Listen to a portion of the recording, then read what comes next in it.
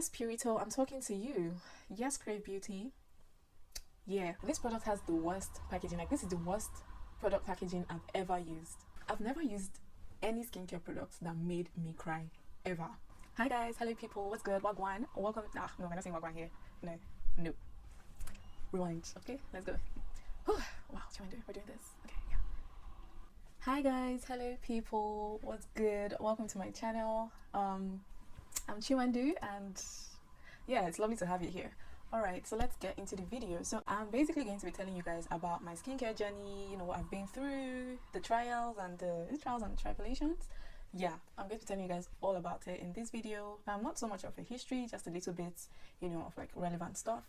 And as the title says, I'll be telling you about my niacinamide free skincare routine for distressed skin. So I've seen people on the internet ask like dermatologists, you know, skincare specialists, estheticians, to give them product recommendations that do not contain niacinamide, so basically niacinamide free products. And prior to me seeing all of this, I thought I was alone because you see, the thing with niacinamide, the history of niacinamide and Chiwendu, it's a bit, it's a lot. Okay, so niacinamide is and has been marketed as like this all-rounder, like this amazing holy grail product, and I was like, well, that is great, so I'm a hop on that, you know. So let me get into it. And so I went ahead and purchased the Honoris 10% niacinamide serum. So I wanted to see what this product could do for me, especially because of its oil control properties. And I have combination to oily skin. My skin kind of fluctuates between that. And I thought, well, this will be very useful for me, you know. So I went ahead and purchased it.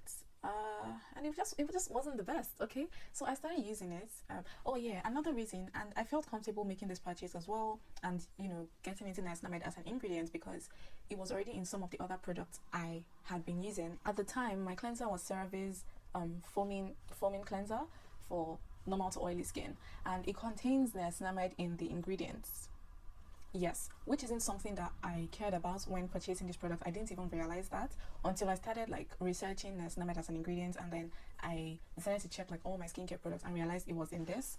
The sunscreen I was also using was one that had niacinamide in it, and it was the infamous Purito unscented sunscreen. It has niacinamide in it, and you know, my skin was fine. It was good. It just wasn't improving. It was just being maintained. So I wanted, you know, to actually start treating my skin, you know, for all the problems it had. And so I said, well, I already use niacinamide in my products, so let me just, so it should be safe for me to introduce this, right? So I did. And where do we start? So I started using this product once a week at first, and the first time I used it, I experienced stinging on my face. And I thought, well, because it's a new product, it's alright. It should be, with time, we're going to, you know, we'll work something out, me and the niacinamide. But no, not at all. The next morning, I noticed that I had like white spots. I don't know what I can call them. They're not whiteheads, but like they were like tiny white spots like all over my face. So normally when I react to a product, it happens around my cheek area and around my jawline, and then that's how I know that, okay, this product is like doing the most. But this wasn't the case. This was all over my skin. I know from, you know, research that niacinamide is not an active ingredient, so I did not expect to experience, you know, any purging, like irritation, sure, but not purging. So I knew that. So it was like very strange. So it was very strange for me to see this happening, and then it got worse as I continued using the products. They longer, like, just basically just got worse, and this product made me cry. Like, I've never used any skincare products that made me cry ever, and I've used some crazy things. Okay, so it was a whole thing. So these white breakouts all over my face just got worse, and like they were everywhere. The texture of my skin was ruined. Like, I couldn't even like take pictures. I couldn't do anything. It got to a point where like I didn't want to go out. Like I couldn't go out. I couldn't leave my house, you know.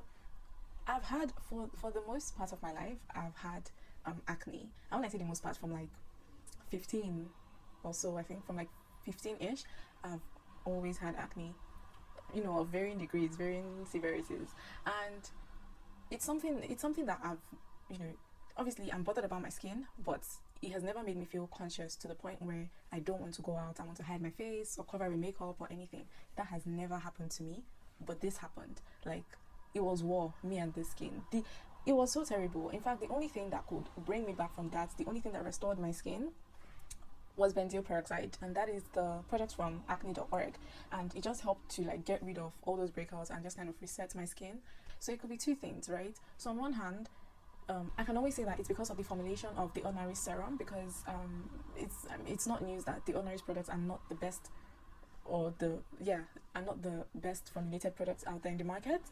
But also, when I stopped using the Ordinary products, what I realized was that I had become hypersensitive or overly sensitive to niacinamide. So even the cleanser and the sunscreen that I was using, I started reacting to them. So I started having like the same reactions I was having with the serum, but not as bad, but it was still there. Like, yeah. So once I stopped the cleanser and the sunscreen, my skin just kind of normalized, basically. So now that we've gotten my journey with niacinamide out of the way, I'm going to be telling you my current skincare routine, what I'm doing, what I think about the products, and of course the products I'm going to be adding to my routine in the future. For my daytime routine, I start off using my cleanser, and the one I use is Simple's Gel Micellar Facial Wash.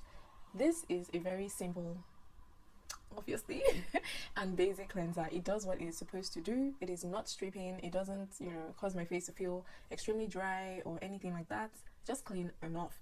It also doesn't contain any active ingredients, so yeah, it's like a basic cleanser. Now, you see, my problem with this product is the packaging. This product, Simple Fix Up, okay? This product has the worst packaging. Like, this is the worst product packaging I've ever used, ever, for skincare. I love your product. I love the content of the product, but not your packaging. Like, you need to do better, okay? And I know you're meant to be affordable given the price point and all, but fix up. Next, I go in with hydration, and for hydration, because my skin is oily, yes, but I do need a lot of hydration just to make sure that it's not dry. And yes, people with oily skin do need hydrating products, and they do need to stay moisturized. So for that, I use CosRx's Snail Mucin.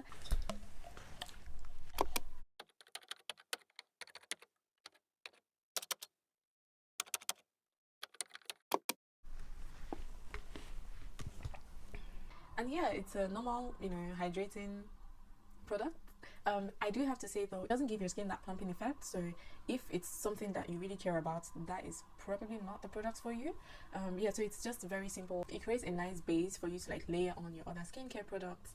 I apply this on damp skin because I think that it allows the product to seep into my skin way better. For the daytime, I do not do any treatment steps. So after hydration, I go in with my moisturizer, and for that I use CeraVe's moisturizing lotion.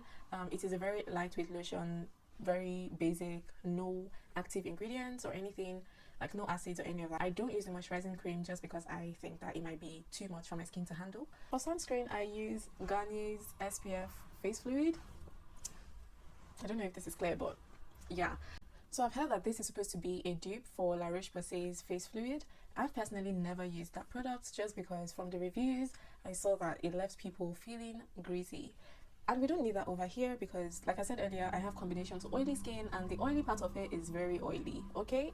This sunscreen is quite thin. In fact, it's the thinnest sunscreen I have ever used. And I've used Purito, I've used CosRx's Aloe Sun Cream, I've used Neutrogena's Hydro Boost, I've used Biore's Aqua Rich, I've used a lot of products, okay? There are a lot I can't remember right now. And yeah, this has to take the cake, okay? Yeah. And to be very honest, it low-key makes me doubt the efficiency of the sunscreen because, as we all know what's going on in the industry.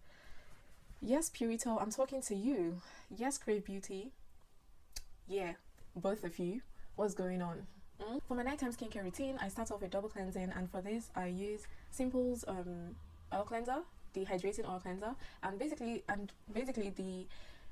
the main ingredient in it is grapeseed oil. So I mean, I'm guessing if you have grapeseed oil already, you can just use that because it doesn't stay on your skin for so long. So you just need to rub it in for like 2 minutes and then wash it off. So this helps to break down the sunscreen that has been on my skin the entire day, the dirt, the oils, everything. Just helps to break it down. Yeah. Then I go in with my regular simple micellar gel wash that I mentioned in my daytime routine, and after that I moisturize with my rewind. Let's go back. We cannot miss the treatment step, okay?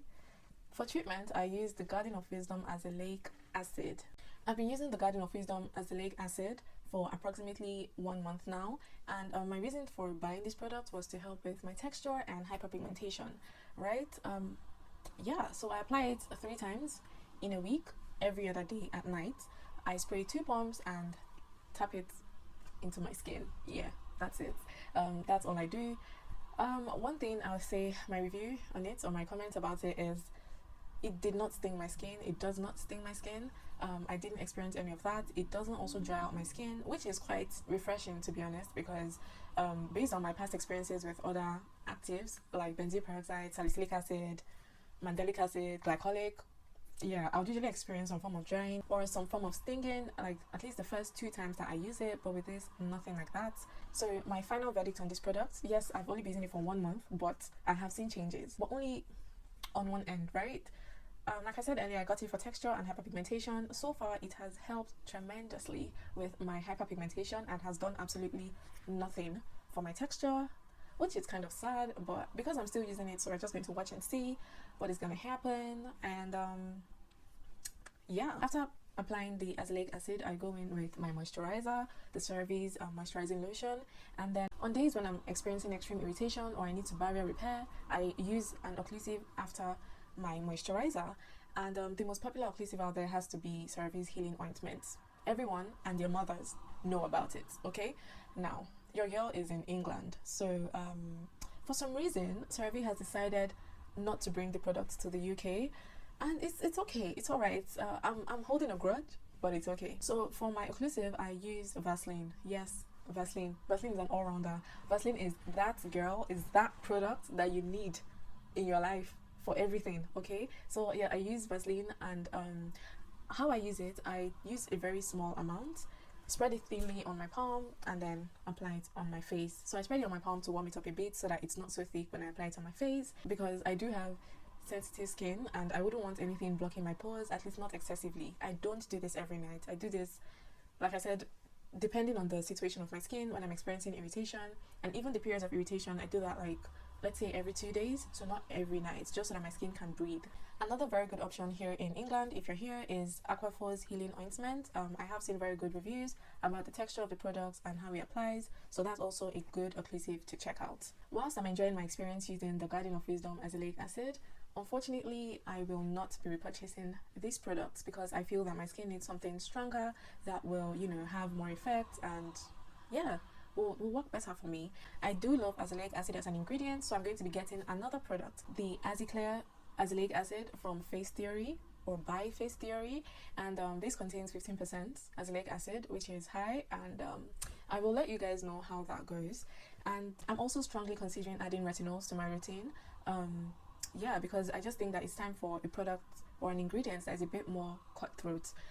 For the longest time, because of the sensitive nature of my skin and, you know, the different forms of irritations that I've experienced, I tend to stay away from products with, you know, extremely high concentrations of actives, because I wouldn't want to like upset my skin or anything. But I think it's time. I think my skin is ready, and we're going to see how it goes. My skin is definitely not where I want it to be or where I need it to be, but it is a journey, and it is a journey that I am here for. I'm here to see my skin look great. Not perfect, just great, just good enough. If you've gotten to this point in the video, please leave a comment down below on what skincare products that you've recently introduced into your routine, and also your favorite all-time holy grail product. So leave that comment down below and let's get talking. Please like, share and subscribe for more content like this, and I'll see you in the next one. Bye.